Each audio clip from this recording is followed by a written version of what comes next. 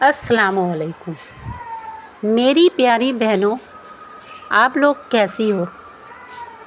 امید کرتی ہوں کہ آپ سب اچھی اور ٹھیک ٹھاک ہوں گی۔ الحمدللہ میں بھی اچھی ہوں۔ یوں تو روز حدیث کی باتیں ہوتی رہتی ہے، تو آج ہم نے سوچا کہ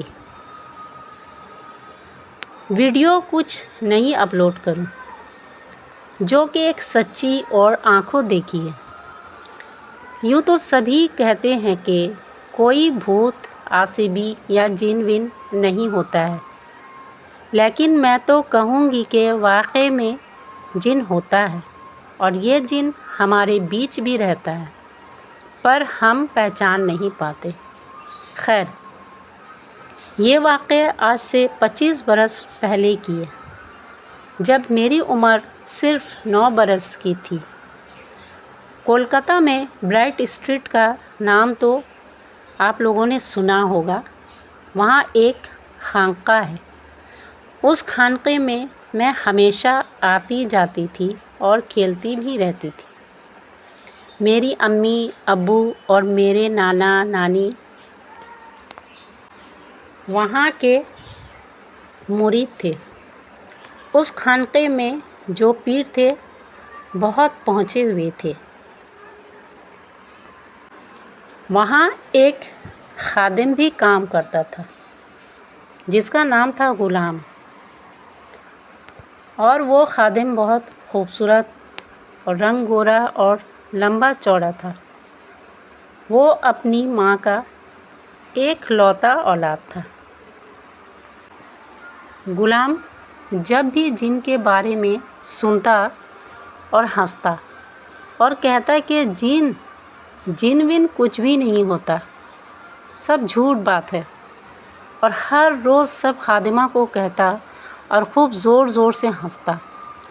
وہ سب خادمہ اس کو دیکھ کر کہتی کہ بیٹا، کبھی بھی جن کا سامنا نہیں ہوا، اس لیے کہہ رہے ہو۔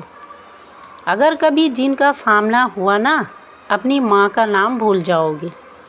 پھر وہ ہنستا اور کہتا کہ جن ون کچھ نہیں ہوتا۔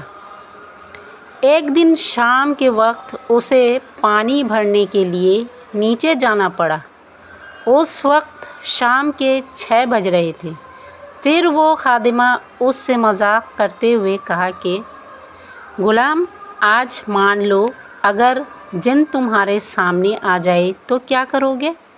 پھر وہ زور سے قہقہہ لگا کر ہنسا اور کہا دیکھو، ہمیں ان سب سے ڈر نہیں لگتا۔ وہ کہہ ہی رہا تھا کہ شام کی اذان ہونے لگی۔ شام کے وقت اس جگہ جن حاضر تھے، اور اس نل میں جن بھی وضو کرتا ہے۔ یہ بات سب کو معلوم ہے، سب کوئی جانتا ہے۔ پھر وہ نہیں مانتا۔ اتنے میں اسے لگا کہ کوئی اسے اٹھا کر زور سے پھینک دیا، اور غلام ایک طرف اور پانی ایک طرف۔ وہ تب تک بے ہوش ہو چکا۔ یہ سب واقعہ دیکھنے کے بعد وہ دونوں خادمہ ڈر کر بھاگ گئی اور اوپر آ کر سب سے کہنے لگی۔ پھر سب مل کر اسے اوپر لے آئے۔ یہ واقعہ جب ہوا تو حضور کو سب معلوم تھا، لیکن حضور یہ سب واقعہ سن کر مسکرانے لگے، اور حضور لوگوں کو دکھانے کے لیے ایک ڈاکٹر کو خانقاہ میں بلا کر دکھائے۔ ڈاکٹر نے کہا کچھ نہیں ہوا۔ تب تک غلام کو ہوش آیا اور وہ زور زور سے رونے لگا، پاگلوں کی طرح چلانے لگا، اور بس یہی کہتا کہ میرا کلیجہ چور چور ہو گیا، میں مر جاؤں گا، میں نہیں بچوں گا۔ گاؤں میں اس کی ماں کو خبر ہوا کہ اس کا بیٹا بیمار ہے۔ وہ کولکاتہ آئی اور پیر مانی وہ حضور کے پاؤں میں گر پڑی اور بہت روئی اور کہنے لگی حضور، میرے بیٹے کو آپ اچھا کر دیجیے۔ میرا ایک ہی بیٹا ہے، میرے دنیا میں اس کے سوا کوئی نہیں ہے۔ اس سے جو بھی غلطی ہوئی ہے اسے معاف کر دیجیے۔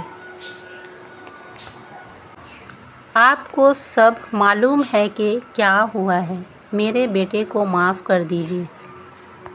وہ حضور کے سامنے بہت روئی، گڑ گڑائی۔ حضور تب مسکرا کر کہنے لگے،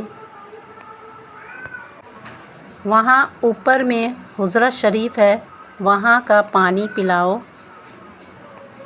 اپنے بیٹے کو اور معافی مانگو ان لوگوں سے، سب ٹھیک ہو جائے گا۔ اس کی ماں نے وہی کیا جو حضور نے کہا۔ پھر غلام ایک دم سے ٹھیک ہو چکا۔ اس نے بھی انہوں سے معافی مانگی۔ اس کی ماں حضور سے وداعی مانگی، شکریہ ادا کی اور اپنے بیٹے کو واپس گاؤں لے کر چلی گئی۔